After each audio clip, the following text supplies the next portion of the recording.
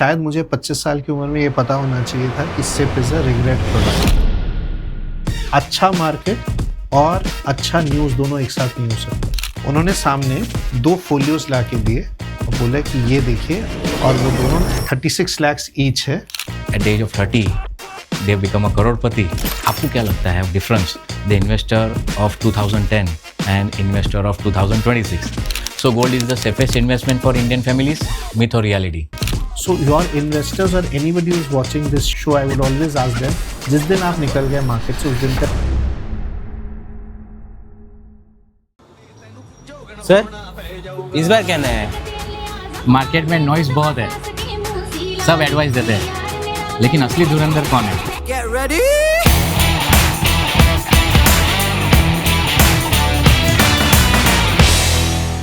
आज हम बात करने वाले हैं एक ऐसे इंडस्ट्री लीडर के साथ जिनके पास है 30 सालों का एक्सपीरियंस और म्यूचुअल फंड इंडस्ट्री के real ground understanding. Welcome to Investwise Bharat. I am CA Paresh तापेवाला।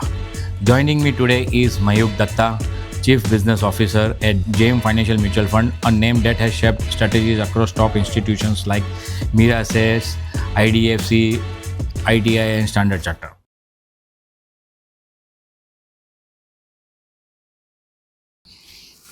Mayuk ji, welcome to our podcast series Investwise Bharat. Thank you so much, Paresh ji. Glad to be here with you.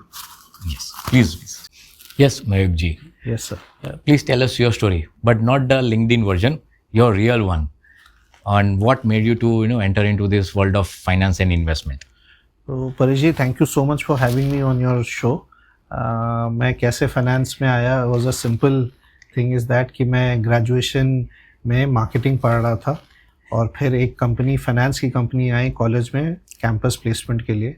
तो मुझे उनका पे package और उनकी story अच्छी लगी और मैंने मार्केटिंग छोड़ के फाइनेंस में अप्लाई किया एंड मेरा वहाँ पे सिलेक्शन भी हो गया and that's how I enter the finance world and this was in the year 1997।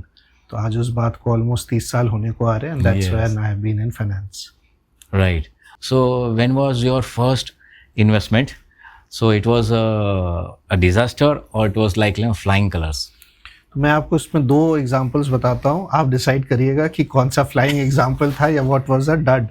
तो जैसे होता है, पहली नौकरी शुरू किया तो जनवरी, फरवरी, मार्च फाइनेंशियल ईयर ख़त्म होने वाला है और किसी ने बताया कि फाइनेंस के मैनेजर ने बताया कि आखिरी महीने का सैलरी या तो नहीं मिलेगा या बहुत कम मिलेगा अगर आपने टैक्स सेविंग्स का कुछ आपने इन्वेस्टमेंट नहीं किया।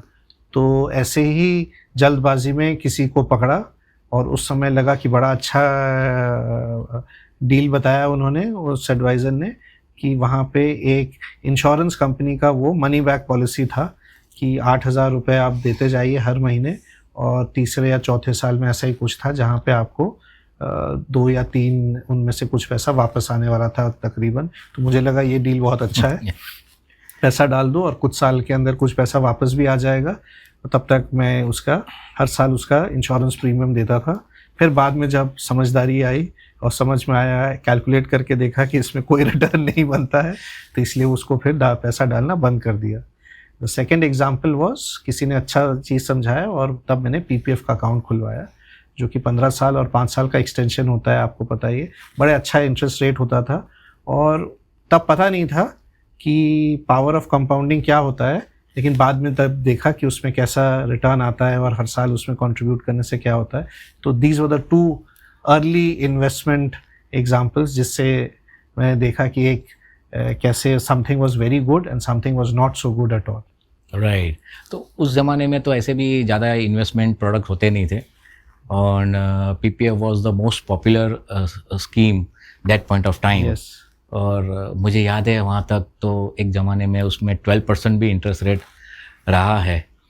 सो you have started your investment journey in the first decade of 21st century. तो आपको क्या लगता है, व्हाट इज़ अगर एक सेंटेंस में बताया जाए difference the investor of 2010 and investor of 2026, उनमें क्या फ़र्क है? सो 2010 तक इन्वेस्टर्स काफ़ी समझदार हो गए थे, आई वुड से। उससे पहले उतने नहीं थे। तब तक उन्होंने 2008 का क्रैश देखा, इकॉनमी को बिल्कुल टॉप से नीचे आते हुए भी नज़र आया लोगों को। लेकिन उस समय और तब के बीच में, आज के बीच में, तब इंफॉर्मेशन कम था, एक्सेस टू इंफॉर्मेशन भी कम था, और ये सब चीज़ें इतनी आसानी से जैसे आज फ़ोन पे अवेलेबल है, और आप हर तरीके से किसी भी प्रोडक्ट, किसी भी इन्वेस्टमेंट के बारे में, उसकी अच्छाइयाँ, उसकी बुराइयाँ, उसके बारे में आपको 5 मिनट में सब इन्फॉर्मेशन आ जाएगा, उसका ट्रैक रिकॉर्ड। ये सब चीज़ें अनथिंकेबल था इन द फर्स्ट डेकेड, कि पहले तो कहाँ इन्वेस्ट करना है, कैसे करना है, उस समय पे चेक्स इशू करना, फॉर्म भरना, ये सब चीज़ें आज के लिए बिल्कुल एलियन है। लेकिन उस समय के लिए these were the absolute norms, कि आपको फॉर्म भरना पड़ेगा जो कि 4 से 6 पेज का होगा। आप सोचिए, अगर आप SIP करने जाएंगे तो आपको पोस्ट डेटेड चेक्स देने पड़ेंगे। आज के तारीख में these are not even anywhere required. So that ease of doing transactions, information, knowledge आज बहुत ज़्यादा है।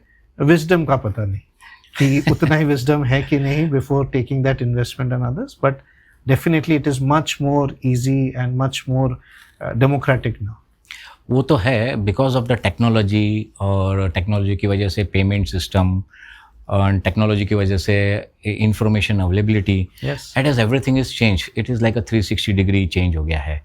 लेकिन और एक चीज़ है उसके साथ, और एक भी है कि इंडियन इन्वेस्टर्स का जो माइंडसेट है, मतलब पहले they were more talking about the security, safety.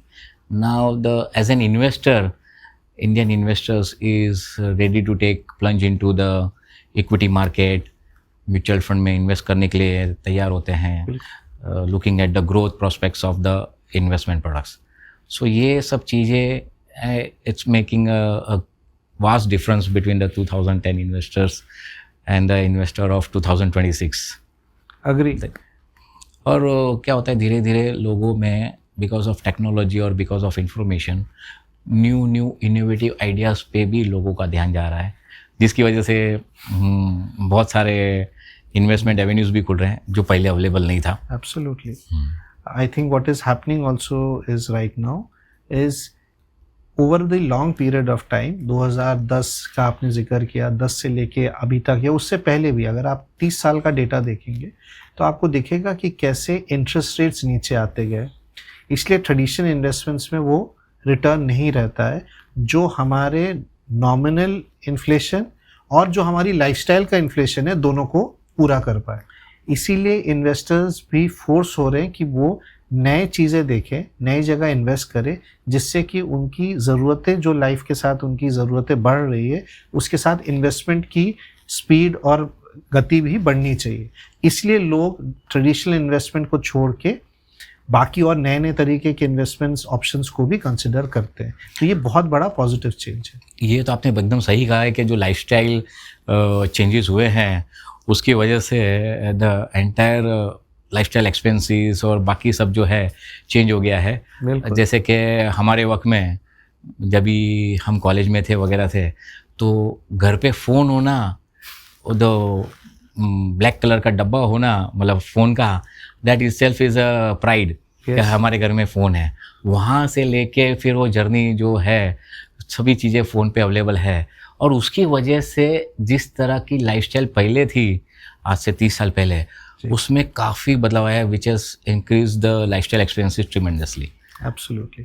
So what is happening is कि as the country grows, people are growing, सबकी ज़रूरतें बढ़ रहा है।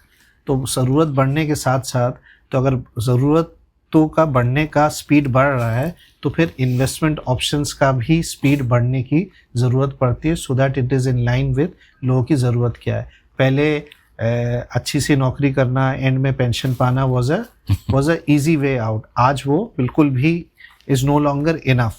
So people are looking for that, which is good. It's only that sometimes people are in a little bit of a hurry. वहाँ पे कभी कभी कोई चीज़ें शायद गलत डिसीजन मेकिंग हो जाता है। As long as आपकी प्लान सही है and you execute and stick to it, 85-90% of your problems will get solved. Correct. So there was a vast difference and changes have taken place in this investment world also. Investment landscape भी change हो रहा है। Absolutely. Investor of 2026 fully equip भी है information से, technology से, investment world में भी आने को तैयार है। But what is happening globally, that is also worrisome for those investors who are entering in the investment market. जैसे कि वर्ल्ड वॉर हो गया है, मतलब it's like a world war, तो उस तरह के जो टेंशन्स हो रहे हैं, जियो पॉलिटिकल टेंशन्स, और जैसे कि रशिया यूक्रेन 2020 से शुरू हो गया, अभी यूएस इजराइल ईरान का टेंशन्स है, तो उसकी वजह से क्या इम्पेक्ट आता है ग्लोबल मार्केट में as well as Indian market में? जी पर जी क्या होता है कि ये पहले भी हो चुका है और आगे भी होने की संभावना है। हमेशा कोई ना कोई रीज़न की वजह से मार्केट में ऊपर नीचे रहेगा। Sometimes it could be companies का घाटा होना या प्रॉफिट होना, sometimes it could be interest rate बढ़ जाना, या कोई डोमेस्टिक रीज़न की वजह से भी हुआ था, और अभी ये ग्लोबल इशू है। लेकिन क्या होता है कि इन्वेस्टर्स शुरू में डरते हैं और वो डर नेचुरल है। पहली बात तो उससे भागना नहीं चाहिए, कि ना ही उसको मैं ये कहूँगा कि आपको डरना नहीं चाहिए। Yes, there can be a reason for concern, but at the same time it should not be so much कि कोई इन्वेस्टर या कोई डर गया कि एक्शन ना ले। पहला चीज़ मैं ये बोलूँगा कि अगर आपने किसी ने इन्वेस्ट कर रखा है और मान लीजिए 2-3 साल से उन्होंने इन्वेस्ट किया आज 2026 में, तो पिछला 1.5-2 साल उनके लिए बहुत अच्छा एक्सपीरियंस नहीं रहा। लेकिन अगर यही इन्वेस्टर अपने आप को 2035 में या 30 में, 35 में, 40 में देखें, तो उनको I am sure they will have a little sense of regret कि वो अच्छा समय था पैसा डालने के लिए। इस वक्त का जो आपको डर है, और इस वजह से कुछ लोग, मैं इन्वेस्टर्स से मिलता हूँ जो लोग कहते हैं कि अभी हमने पैसा निकाल लिया या हम आगे और नहीं डालना चाहते हैं, तो मैं तो उनको यही बोलूँगा कि ये एक्चुअली अच्छा मार्केट और अच्छा न्यूज़ दोनों एक साथ नहीं हो सकता, right? If there is a bad news, markets will also be bad, but it could be a good opportunity. Usually that is how people should look at it, कि ये अच्छा समय नहीं है लेकिन अच्छे दाम ज़रूर है, अच्छे प्राइसेस ज़रूर है, कोई भी अच्छा बिजनेस लेने के लिए, अच्छे इन्वेस्टमेंट्स करने के लिए। यूजुअली लोगों को कब अच्छा लगता है इन्वेस्ट करना? जब सब कुछ अच्छा लग रहा है। जब सब कुछ अच्छा लग रहा है तो markets will also be very high. तो थोड़ा पास्ट ना देख के थोड़ा फ्यूचर देखें कि आज का रेट कल के फ्यूचर के लिए, आज से 10 साल, 5 साल, 10 साल, 15 साल के लिए कैसा रहेगा। जब मैं वो देखता हूँ तो फिर मुझे लगता है आज का market is very conducive to invest. क्या कंसर्न्स है? डेफिनेटली है, बट वो कंसर्न्स ऑलरेडी प्राइस में है। तो अगर आपकी अवधि लंबी है, दिस ऑल क्राइसिस और all bad markets are good times to invest. लेकिन होता क्या है, which ever channel you open, okay, news channel, तो सब जगह पे वॉर, उसकी वजह से ऑयल प्राइस इंक्रीज, उसकी वजह से inflation increase, transportation cost increase, interest rate बढ़ने के डर लगता है। तो हर जगह पे होता क्या है कि डर का माहौल बन जाता है। मतलब like LPG gas shortage, though it is not there और there, that is a different issue, but ये सब लोगों के सामने आता है। तो इन्वेस्टर को होता क्या है, इन्वेस्ट करते वक्त तो लॉन्ग टर्म सोचता है, but looking at the event which are happening and having a short term impact, तो वो वक्त पे कैस्केडिंग इफेक्ट भी होता है। लेकिन फिर इन्वेस्टर ने एक्चुअल में क्या देखना चाहिए, किसके ऊपर फोकस करना चाहिए? इस तरह के केस में आपने बहुत बार सुना है, बट एक्चुअली वो सच है, इसलिए आपने बार बार सुना है। इज दैट जब भी इस तरह का सिचुएशन होता है, just consider the fact that कि आपका गोल क्या था, वो गोल अभी होने वाला है। अगर अभी है इमीडिएटली, शायद आपको पैसा निकाल लेना चाहिए, बट अगर आपका goal is long in to the future, तो these times you should just stay invested to your course. मैं आपको और एक एग्जांपल देता हूँ। बहुत से टाइम इस तरह के मार्केट में लोग मार्केट से निकल जाते हैं, इन्वेस्टमेंट से निकल जाते हैं, which is, I will not say that they are wrong, but होता क्या है, उन्होंने क्राइसिस में अपने, एक बार वो निकल गए, वापस जब वो मार्केट में आते हैं, यकीन मानिए परेजी, most of them will come in at a rate which is better than today. Correct. They will not be able to enter into a market which is at a level lower than today. So your investors or anybody who's watching this show, I would always ask them, जिस दिन आप निकल गए market से, उस दिन का rate और सेंसेक्स का लेवल या जो भी आपको अच्छा लगता है NAV आप लिख लीजिए। जब आप वापस आएंगे 9 out of 10 टाइम्स आप इससे ज़्यादा पे ही आएंगे। What you should actually look at is trying to see that we are in the business of accumulating units in mutual fund, and units कब मिलेंगे, जब मार्केट नीचे हो। Absolutely correct. Second point quickly to answer is that most of the time your investor success will remain on the fact कि अगर उनका asset allocation ठीक है और अगर आपका asset allocation diversified है तो इस market में भी कोई ना कोई आपका investment class है जो ठीक कर रहा होगा. Correct. So even हर जगह की अलग अलग थाली में अगर अलग चीज़ें हैं तो इस वक्त आपका asset allocation आपको उतना निराश नहीं करेगा. So if you are in the long term you should not get disturbed. और अगर आपका asset allocation ठीक है तो इस डर के माहौल में भी there is something in your portfolio which is doing well. हाँ, वो तो हमेशा होता है. And that is helping you in this market also. हाँ, लेकिन क्या होता है कि पैनिक में लोग फिर जैसे आपने बताया वैसे हिस्ट्री भी यही बताती है. कोविड के वक्त भी बहुत सारे इन्वेस्टर्स ने अपने SIP बंद किए या तो इन्वेस्टमेंट लिक्विडेट कर दिए. प्रायर टू दैट 2008 में भी यही हुआ. Prior to that Gulf war 1990 के वक्त भी यही हुआ. जब भी वो क्राइसिस जैसा लगता है तो तुरंत इन्वेस्टर्स एग्जिट का सोचता है रादर देन इन्वेस्टिंग मोर.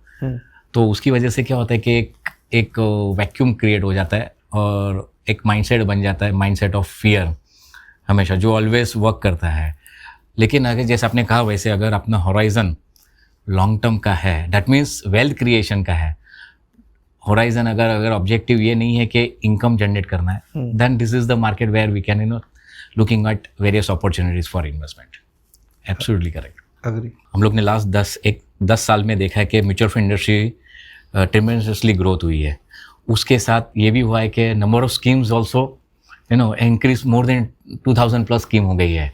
तो ऐसे वक्त में फर्स्ट टाइम अगर इन्वेस्टर होता है और उसको इफ़ नैरो डाउन करना है कि भाई एक उसको डिसीजन फ्रेमवर्क क्या लेना चाहिए, तो what would be that one decision framework क्या होना चाहिए उसके लिए for investment in mutual fund?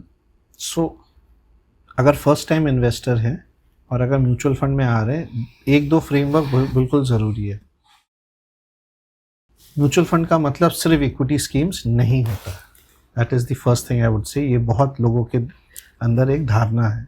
So there are different type of asset class which are available through mutual fund और आप शुरू करिए with starting at their low risk profile products, जिससे कि आपको म्यूचुअल फंड में इन्वेस्ट करना, आपको द फैक्ट दैट कि आपको एक दिन में डेट फंड और इक्विटी फंड में T+2 पे पैसा वापस आता है, आपको SIP के तरीके हैं. तो all this things help an investor to understand कि म्यूचुअल फंड काम कैसे करता है. आई वुड से कि पहला 6 महीना तो just do that, start an SIP in a normal diversified equity fund, any decent flexi cap fund और a multi cap fund will solve your issue to a large extent. आप लिक्विड फंड में थोड़ा थोड़ा savings करते हैं, आप पैसा उसमें डालिए. मैं ऐसे इन्वेस्टर्स को जानता हूँ, you will find it very surprising, जो अपना बैंक अकाउंट में जो पैसा रखते हैं बहुत मिनिमल धीरे धीरे करते करते ज़्यादातर पैसा अब अपना लिक्विड फंड में रखते हैं. क्यों? क्योंकि उनका पैसा इतना बड़ा है कि वो जो 1-1.25% एक्स्ट्रा मिलता है लिक्विड फंड में usually from a bank, they are happy with that. तो ऐसे भी कभी कभी लोग लिक्विड फंड से भी अपना एक्सपीरियंस शुरू करते हैं. तो there is nothing which says that कि आपको straight away mid cap small cap fund से ही शुरू करना चाहिए कि आप हाई रिस्क लीजिए जस्ट बिकॉज एज है. Nothing like that. आप छोटा स्टार्ट करिए, स्टार्ट इन डिफरेंट फंड्स. आपको एक इवेंचुअली आप अपने गोल्स की तरफ जब आप जाएंगे, अपने आप एसेट एलोकेशन और आपका इक्विटी, हाइब्रिड, बाकी फंड्स में आपका हो जाएगा. अब तो म्यूचुअल फंड्स में सो इजी है कि आप दूसरे एसेट क्लास जैसे गोल्ड, अब now to some extent REITs के थ्रू भी आप पार्टिसिपेट कर सकते हैं. तो I would say start small, start with different asset classes. Right. So it is more of a asset allocation which is also very important. और वो asset allocation ध्यान में रख के अपनी फ्यूचर की फाइनेंशियल रिक्वायरमेंट्स क्या है, उसको ध्यान में रख के फिर पूरा इन्वेस्टमेंट जर्नी स्टार्ट करना चाहिए. So with the kind of a technology that is happening, AI आ गया है पिक्चर में. So young investors like Gen Z, they say I use AI app to select my mutual fund schemes, जहाँ पे credit risk, उसका various ratios, TER, ये सब मुझे वैसे ही पता चल जाता है, पूरा एनालिसिस है. So basically will that be a right kind of a journey to start with, और तो उसमें उस तरह से इन्वेस्ट करना चाहिए? आपका क्या ऑनेस्ट ओपिनियन है? AI बहुत अच्छा है यूज़ करना चाहिए, लेकिन एआई भी ऐसी चीज़ है जिसको यूज़ करना वाले को भी समझ में आना चाहिए कि एआई को कैसे यूज़ करना है। आप जो भी चीज़ अगर आज एआई कर रहा है वो बेसिकली पास्ट ट्रैक रिकॉर्ड को ही चेक करके आपको एक तरीके का आउटपुट दे रहा है और एक व्यू दे रहा है। आप उससे जितना बात करेंगे वो आपको अलग तरीके का इटरेशन देगा। एआई वैसा है कि वो अगर आप उससे पूछेंगे कि चाय पीने के बेनिफिट्स क्या है तो वो बेनिफिट्स बताएगा, चाय पीने के नुकसान क्या है तो वो भी बताएगा, राइट? लेकिन आपके लिए वो सही है कि नहीं वो कैसे बताएगा, राइट? सिमिलरली म्यूचुअल फंड्स के लिए भी आप एआई से पूछ सकते हैं कि किसी भी फंड या किसी भी कैटेगरी का बेनिफिट क्या है, ड्रॉबैक्स क्या है, लेकिन जब तक आप किसी से बात नहीं करेंगे तो वो आपके लिए फिट है कि नहीं वो कैसे पता चलेगा, राइट? तो ये चीज़ तक तो बेनिफिट्स और नुकसान पता चल जा सकता है, लेकिन उसकी रेलेवेंस मेरे लिए है कि नहीं उसके लिए किसी से अगर सलाह करेंगे, बात करेंगे तो बेटर। आई वुड से कि along with the benefits, तब आप जब आप किसी से बात करते हैं and then you get a full-fledged 360-degree analysis that helps you make a better decision, ऐसा मेरा मानना है। लेकिन उनका ये भी एक पॉइंट ऑफ आर्ग्यूमेंट होता है, जब मुझे पूरा information from AI, WhatsApp, university, बाकी सब जगह से मिला है, why do I need any finance professional या तो फंड मैनेजर की मुझे ज़रूरत नहीं है।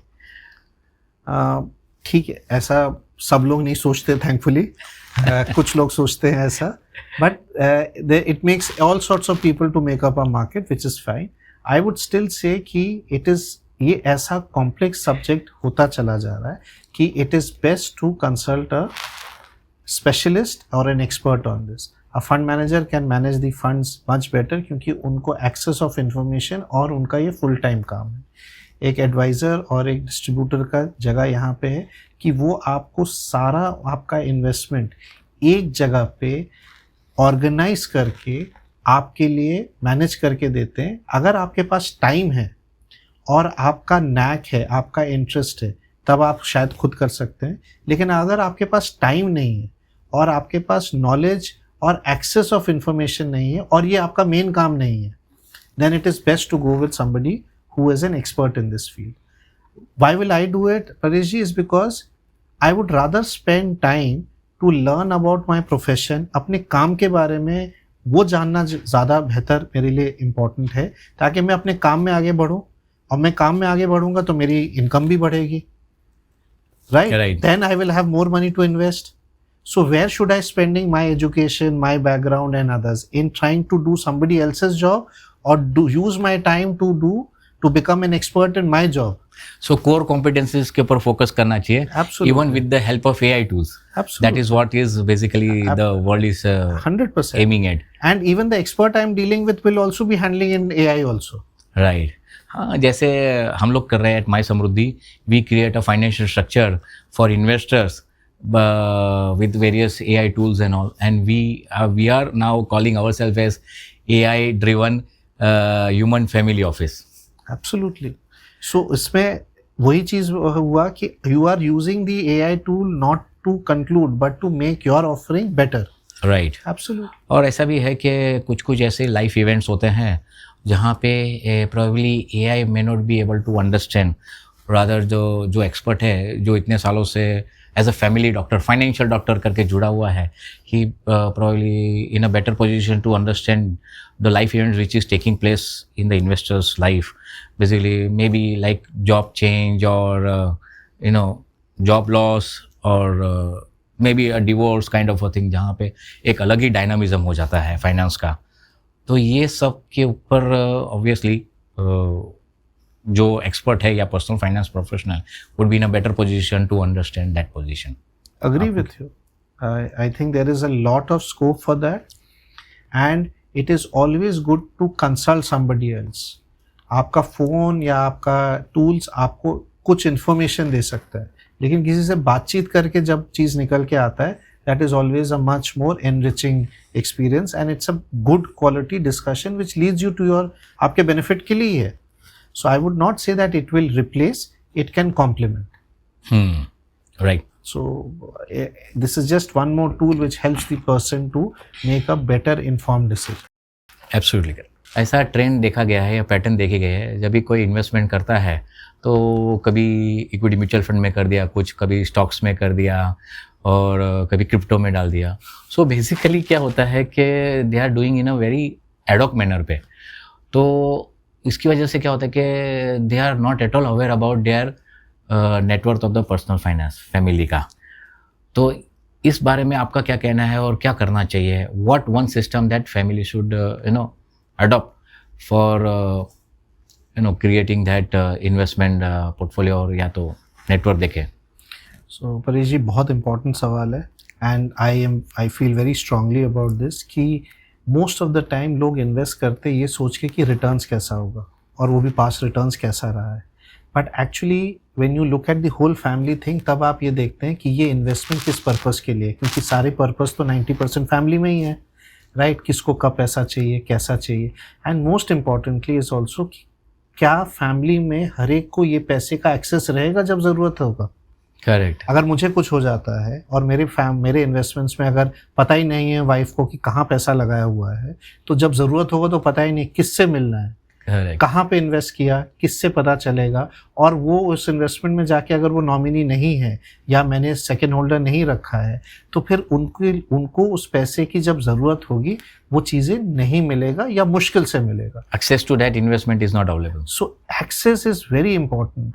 देयरफॉर तभी कंट्रोल आएगा, तभी कंफर्ट आएगा, तभी कन्वीनियंस होगा कि ज़रूरत के टाइम पे अगर पैसा काम नहीं आया तो वो इन्वेस्टमेंट किस काम का हुआ. करेक्ट. तो इसलिए बहुत ज़रूरी है और यहीं पे बहुत बड़ा value add is coming from the distributor adviser who is actually trying to see that आपकी इन्वेस्टमेंट सारी एक जगह पे ऑर्गेनाइज्ड है, वहाँ डॉक्यूमेंटेशन बिल्कुल करेक्ट है और सिर्फ आपको ही नहीं, आपकी फैमिली को, नेक्स्ट जनरेशन को उसका एक्सेस आसानी से मिल जाएगा. और मैं ऑल इंडिया घूमता हूँ, मैं आपको कई किस्से बता सकता हूँ कि where getting this organise was very important for investors. तो लोग ज़्यादातर इन्वेस्टमेंट रिटर्न और उसके आगे उसके बारे में नहीं सोचते हैं, जबकि एक्चुअली वो होना चाहिए कि जब इसकी ज़रूरत मुझे चाहिए या मेरी फैमिली को चाहिए, क्या ये आसानी से मिल जाएगा, इसको सही से मैनेज करना, इसका फोल्डर कहाँ पे है, इसको कैसे करना है. This is one of the very important factors while planning your whole investment. क्योंकि आप जो डिसीजन आज ले रहे हैं वो अगले 5, 10, 20 साल के लिए नहीं, हो सकता है अगले 2 जनरेशन के लिए वो इम्पोर्टेंट हो, राइट? तो वो कहीं सही तरीके से किया गया है कि नहीं और वो सही तरीके से ऑर्गेनाइज्ड है, एक्सेसिबल है कि नहीं. करेक्ट है. तो इसलिए क्या है कि at my Samriddhi what we are doing is to take care of this, we create a document, FIDOC, Financial Information and Document Organization, जिसकी वजह से क्या है कि उसमें सभी चीज़ें इन्वेस्टर के लिए, फैमिली के लिए अवेलेबल होती है कि भाई इवन फैमिली डॉक्टर को एक्सेस करना है तो कौन है, इवन पर्सनल फाइनेंस प्रोफेशनल कौन है जिसके पास आप जा सकते हो सारी चीज़ एक्सेस करने के लिए. On the top of day हम लोग ने ये भी किया है कि पूरा हम लोग ने एक फाइनेंशियल स्ट्रक्चर बनाया है जहाँ पे एट ए सिंगल पेज हम ये उनको पूरा का पूरा व्यू देते हैं उनके पर्सनल फाइनेंस का, उनका इन्वेस्टमेंट पोर्टफोलियो का, along with the loan liabilities. और इस तरह से कि भाई जो भी इन्वेस्टमेंट करते हैं उसका manage by my Samriddhi, outside my Samriddhi है, और उनकी लोन्स कहाँ कहाँ हैं, किस तरह से, और बाद में अल्टीमेटली नेटवर्थ क्या दिखता है उनका. Actually people they are not aware about it and don't know what is the net worth of their family. तो ये हम लोग ने ट्राई कर रहे हैं, हम लोग उसको ये कर रहे हैं कि भाई ये चीज़ें इन्वेस्टर को हम प्रेजेंट कर सके हैं. एब्सोल्युटली. तो ये इस तरह से करने से जब ये इन्वेस्टमेंट पूरा ऑर्गेनाइज होगा तो क्या है कि एक डिसिप्लिन अप्रोच आएगा और पूरा पैनोरामिक 360 डिग्री व्यू मिल जाता है. तो ऐसे वक्त पे फिर इवेंट क्या हो रहा है, ग्लोबल अनसर्टेनिटी है, क्या है, वो सब की तरफ देखने की ज़रूरत ही नहीं पड़ती, because everything is like documented और वो अपने स्ट्रक्चर को फैमिली रिक्वायरमेंट के हिसाब से क्रिएट किया हुआ है. सो मयूख जी, आज के जनरेशन के इन्वेस्टर्स में और एक शायद कश्मकश चल रही है. ओके, इन्वेस्टमेंट वर्ल्ड चेंज हो रहा है because of AI, digital platform, fintech. So in this world how this Gen Z or next generation invest, and in this world how important is personal finance professional? Okay, so Paresh ji, इसका मैं आपको एक example बताता हूँ, एक story बताता हूँ, and we can both derive our conclusions on this. एक financial services professional mutual fund distributor एक नोएडा बोल के एक शहर में थे, दिल्ली से बाहर, वहाँ पे वो काम करते थे। एक दिन उनके घर में मेड लेट आई, तो उन्होंने पूछा मेड से कि लेट क्यों आई? तो मेड ने बताया कि मैं 2 गली छोड़ के एक घर में जो बंद था उसको मैं साफ़ करने गई थी, किसी ने बुलाया था, तो इसलिए मैं लेट हो गई। तो उन्होंने पूछा किसका घर था, तो पता चला कि वो किसी मिस्टर श्रीवास्तव का घर था, जो कि अब नहीं रहे दुनिया में, but mister Shrivastava was our MFD's client at one point of time. तो उन्होंने बोला कि अच्छा, उनकी बेटी आई हुई थी घर साफ़ करवाने, तो प्लीज़ उसका फ़ोन नंबर ला के दो मुझे, I want to talk to the late client's daughter. तो वो मेड के पास नंबर नहीं था, बट उसको कुछ दिन लगे वो नंबर निकाल के उन्होंने नंबर दिया। तो इन्होंने उसकी बेटी को फ़ोन किया कि मैं सो एंड सो बोल रहा हूँ और आपके फादर श्री श्रीवास्तव मेरे क्लाइंट थे, तो आप नेक्स्ट टाइम जब शहर आएंगे तो प्लीज़ मेरे से आके मिलिए। तो लेडी वॉज क्वाइट सरप्राइज कि ऐसे जाने में कोई फ़ोन कर रहा है अपने फादर के, वो उनके लेट फादर के बारे में जिक्र कर रहे हैं। तो next time when she was in town उन्होंने उनसे जाके मिली, तो उन्होंने सामने 2 फोलियोज़ ला के दिए और बोला कि ये देखिए, आपके फादर ने आपके और आपकी बहन के नाम पे 2 इन्वेस्टमेंट्स किए थे, वो हमारे पास रखा हुआ है और वो दोनों 36 लाख ईच है। हम आपको 4-5 साल से ढूंढ रहे हैं, जब से आपके फादर नहीं रहे, कि क्योंकि उन्होंने कोई और डिटेल्स दिया ही नहीं था कि किससे हम बात करें, क्या करें। तो ये रहे आपके फादर की लेगेसी, अब आप इसको लीजिए, आपकी डिटेल्स हमें सबमिट करिए ताकि हम आपके इन्वेस्टमेंट्स वैसे ही आपको पास ऑन कर पाए। तो now I leave it to you कि क्या ये चीज़ किसी तरह डिजिटली, फिजिटली या फिर किसी और तरीके से ये कंटिन्यूटी, ये कंफर्ट, ये कन्वीनियंस कोई और दे सकता है कि नहीं। I find this to be a much bigger impact than trying to find out कि कौन सा बेस्ट इन्वेस्टमेंट ऑप्शन है, कितना रिटर्न देता है और क्या होता है। क्योंकि फाइनली इन्वेस्टमेंट मीन्स दैट कि वो टाइम पे सही इंसान के लिए काम आ जाए, राइट? और ये तभी हो सकता है जब कोई साथ में हाथ पकड़ के ये सब मैनेज करने के लिए, राइट है। So that's why at my Samriddhi we create that financial structure जहाँ पे पूरा पिक्चर एक साथ दिख जाता है। और इसके लिए हम कहते हैं हमारे लिए कि we are AI driven human family office. Beautiful. So now the finally just wanted to ask you कि एनीथिंग वन मनी हैक जो आपको यू विश कि आपको मालूम होता at the age of 25। Okay, so my answer to that is, शायद मुझे 25 साल की उम्र में ये पता होना चाहिए था कि SIP is a regret product. Regret इसलिए क्योंकि I could have started much earlier than that, but I started late. Secondly, so that is a regret that I did not start on time. Second regret is that I could have started with a larger amount, but मैं ज़्यादा smart बनने के चक्कर में कि थोड़े दिन try करते हैं, उसके बाद फिर बढ़ा लेंगे, वो कभी बढ़ाने में बहुत time लग जाता है। So if the hack which I wanted to have learned is that start early, start with a slightly larger amount. Why? Because with time मुझे मालूम है कि income बढ़ जाएगा, लेकिन जो सेविंग है वो उसका परसेंटेज घट जाएगा if I don't serve in line with what my increase in earning is. So the hack which I want to talk about is that कि आप अपनी सेविंग्स रेट मैनेज करिए। अगर आपकी इनकम बढ़ रही है तो उसी स्पीड से आपकी इन्वेस्टमेंट भी बढ़ना चाहिए, क्योंकि इसका मतलब है कि आपका लाइफस्टाइल और अच्छा होता जा रहा है, आपकी इनकम बढ़ रही है, आपकी स्टाइल बढ़ रहा है, सब कुछ बढ़ रहा है, लाइफस्टाइल बढ़ रहा है, तो देयरफॉर आपका investment should also be higher so that it can match your increasingly better lifestyle. Correct है। So that's why it's like starting early and थोड़े से ज़्यादा इन्वेस्टमेंट के साथ इन्वेस्ट करते रहना चाहिए। So that means a discipline approach for investing is very important. Absolutely. Actually ये क्या है, हमारे माई समृद्धि में we have the investors who have become crorepati at the age of 30. Lovely. Just by following what you said, start early and with a disciplined investment approach. Absolutely. So at the age of 30, they've become a crorepati, and that is a great achievement for them also. Beautiful. Mayuk ji, time for our signature segment, rapid fire round. Okay. Myth versus reality. We'll throw you some common belief at you. आपको decide करना है myth है कि reality है. Ready? Ready. So FDs are completely safe, myth or reality? Myth, because not all FDs are from banks, or if they are from banks, they are generally considered to be quite safe. If they are coming from other companies, please be careful.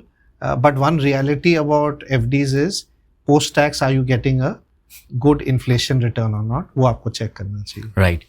So SIP means you can't lose money after 10 years.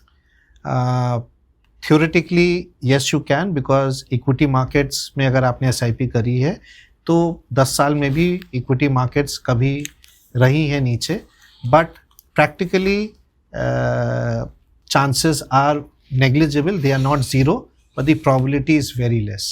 Okay. So gold is the safest investment for Indian families? Myth or reality? Myth.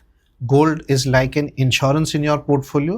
जब बाकी चीज़ें नहीं चलती तब घर में कहते थे कि गोल्ड चलता है, इसीलिए लोग गोल्ड रखते थे कि खराब समय में गोल्ड काम आता है. बट एक चीज़ ज़रूर याद रखिए गोल्ड में, कि गोल्ड अपने आप से कुछ नहीं कमाता, राइट? बाकी सब चीज़ों में जो आप इन्वेस्ट करते हैं उसमें आपको वो इन्वेस्टमेंट कुछ कमा के देती है. गोल्ड अपने आप में कुछ नहीं कमाता. आप जो वैल्यू देते हो गोल्ड को, गोल्ड का वो वैल्यू होता है. Correct. So you need 1 lakh to start investment, serious investment in the market. Myth or reality? Absolute myth. You can start with as small amount today as 500 or even less than that also. But start. Don't worry about the amount. It's always being to start in the journey. आपकी income बढ़ेगी, अपने आप ये 100 रुपये भी कल अपने आप लाख, 10 लाख, करोड़ हो जाएगा. लेकिन start early. Yeah, so बोलते हैं SIP स्टार्ट कर तो. If we start SIP 10,000 per month for 30 years at the 12% rate of return, you can create 3 crores or around that. International investing is only for HNI. Myth or reality? Myth, because आप SIP कर सकते हैं और छोटे amount से शुरू कर सकते हैं. So definitely a myth. Okay. War and geopolitical crisis always crash the stock market permanently. Myth. They may affect it temporarily, but in the long term, if the economy is doing well and if there are good companies, equity markets will come back, and they have come back in the past. So there is good reason to believe that it will happen again in the future also. So correction is temporary, growth is permanent. Absolutely. Okay, great. It was a great round with you, sir, Mahek ji. और आपके साथ बात करके बहुत मज़ा आया. Thank you very much for being part of our podcast Invest Wise Bharat. Thank you once again. Thank you so much, Paresh ji. Thank you to you and the Mind Samruddhi team to having me on your show. It was lovely talking to you, and thank you for the opportunity, and wish you all the best. Disclaimer: mutual fund investments are subject to market risks. Please read all related documents carefully. Past performance does not guarantee future results. This post is for informational purposes only.